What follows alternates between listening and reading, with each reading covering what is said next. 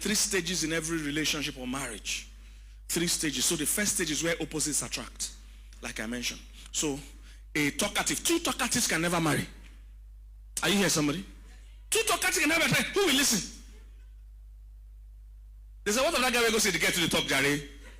Because he's talkative. Because the talkative wants somebody that can listen.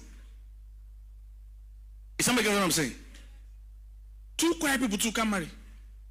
Because they have a 2-hour date. How are you?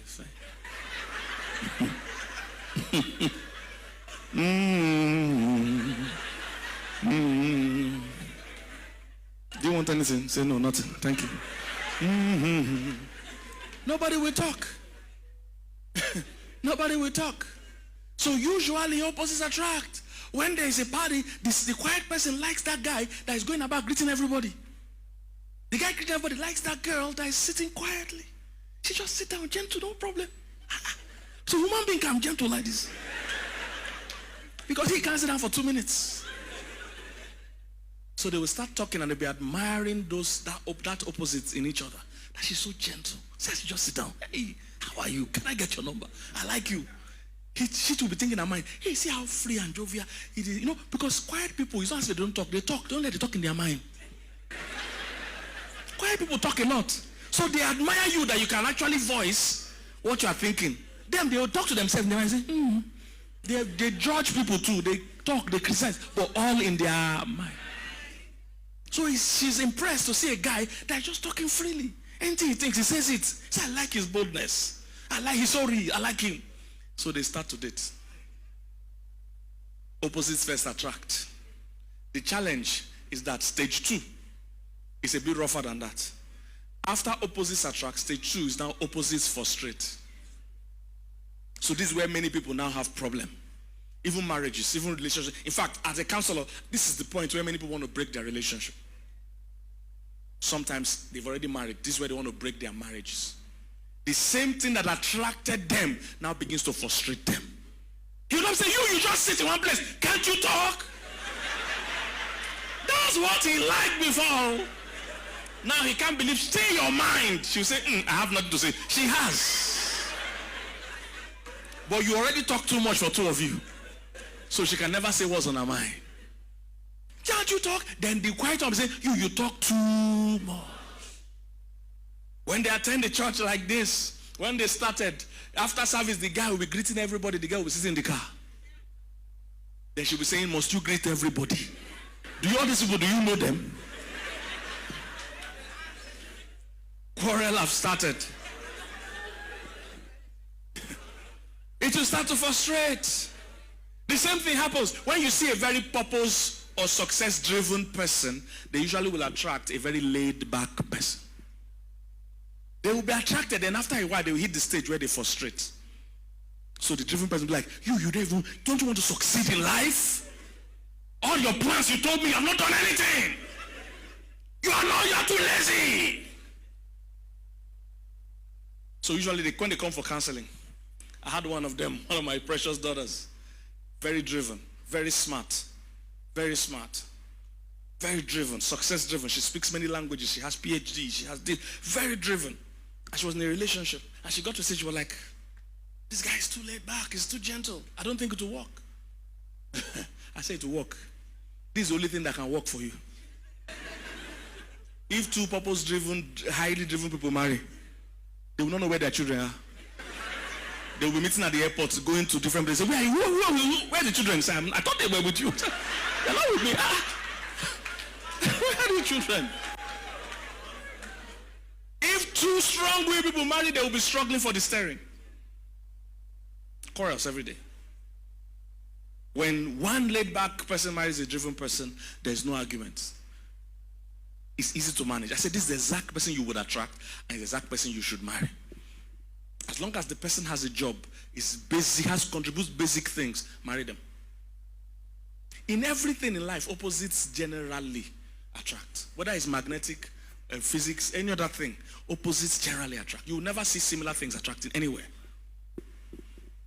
Is somebody getting this? So, stage 1, opposites attract. Stage 2, they begin to frustrate. We counseled somebody like that. The guy is very driven. The girl is very laid back. They were in love, then they reach for straight stage. And the guy be like, she's too laid back. All her dreams she gives me, she has not done anyone.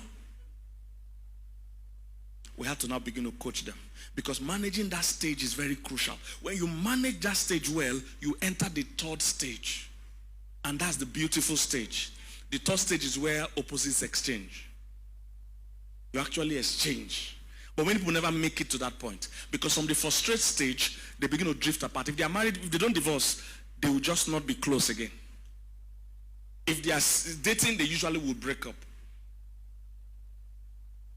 If you can pass through the frustrate stage, you will make it to the exchange stage. And that is the beautiful stage. When there's exchange. That marriage is actually like a dance. It's actually like art. Hope you know that at the beginning, the two people were one. Then God separates them, then brings them back together to become one. In Genesis 5 from verse 1, you see where they said God made them Adam. So they were one together from beginning. And when God says it's not good for man to be alone, what it meant is that it's not good for man to be all in one. So he first separated them, then brought them back together again. And you see, a man and a woman joined together is what actually gives God. Individually, we're not the image of God at all. Because when God said in Genesis 1 that let's make man in our image after our likeness, man and woman were together. He said he blessed them. That's what he said. And told them, be fruitful. One person can't be fruitful. He blessed them. That's what he said in Genesis 1. Is somebody getting this? So they were one together. He separated them because he took woman from the man. Then he allowed them now come back together willingly. And that will require intentionality. Bring them back together. And then come back together is what represents the perfect image of God. Because there's a part a woman brings very different from the part a man brings. And there's a part a man brings that a woman can never bring. This is what the feminists and all these other East people are trying to attack by saying there are no roles. When they say there are no roles, they're trying to say all gender can be the same. And which you have seen they're doing now where, men can say they are women and women can say they are men. Two men together can never bring the image of God. Two women together can never bring the image of God. It is a man and a woman. So you need to know where they are going. They are really attacking the very core of humanity. Two men can never reproduce. Two women can never reproduce. When God said be fruitful and multiply, if there were two men, that would be a lie. They will not reproduce. Is somebody getting what I'm saying? So, if you notice the Bible talks about the right hand of God's judgment, the left hand of God's mercy, things like that, is those two hands. That's why men, and when it comes to parenting, men bring judgment, women bring mercy. That's why the person that brings mercy can't be the person that still brings judgment. So men and women, that's why you should avoid single parenting as much as you can. I know it's almost inevitable but in the world we live in, but it's not God's ideal. Because something will be missing in that person when they don't have the two. A mother's love is like God's unending love. If a mother loves you, you understand God's love. A mother never gets tired. That's why the Bible uses example like, can a woman forget her suckling child? Because it's totally almost impossible. If a woman is here and her child steals, the woman will still take food to the child in prison. Undying love. If it's a man, the child steals something, say, lock him up, the stupid boy. Because the man brings judgment. Those two together brings the exact image of God. Because God is not just all mercy. And neither is God all judgment. It is together they present the image of God. Marriage and God is a mystery. You see that in Ephesians 5. He mentioned it there. I will talk about this tomorrow. He will be going from the mystery of man and woman submitting and cooperating to talking about, you see, now say, I'm talking about Christ and the church. You say, I speak about the mystery. When they say use the word mystery in the Bible, it's not something hidden. It's something that was hidden, but that is revealed. I don't know if you're getting what I'm saying. So, getting to that exchange part is the beauty. Where the laid back, in fact, that is even the very concept of marriage. I'll talk about that also tomorrow. Is to complement each other. By the time we join together, The parts that are lacking in you now comes to me. The part that is lacking in you, I now supply it. That's why when it comes to the church, he said that which every joint supply it. So there are things I can do in church that you can't do. There are things you can do in the body that I can't do. So we need each other. That's why when denominations or churches are fighting, they don't understand Christ. We need every church. We need that church that doesn't wear earring, because some people won't go to heaven except they attend that church. Then we need church that even men plait their hair, because some people won't ever receive Christ except they can see that men plait hair. We need church that can wear trousers. We need one that can never wear trousers. We need all. The more you think your own is superior to that person's own, you have missed it. And if you get what I'm saying, we need church that like music. We need the ones that don't like music. We need churches that laugh and the ones that frown.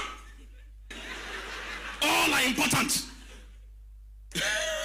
Because some people, if you are not sober, they believe you can never make heaven. Be sober, be vigilant. I can't be smiling when souls are perishing. You must keep your straight face. But some other people, if they don't laugh in church, they don't believe we're in church. No, we must be happy. We must be joyful. And all those scriptures are in the same Bible.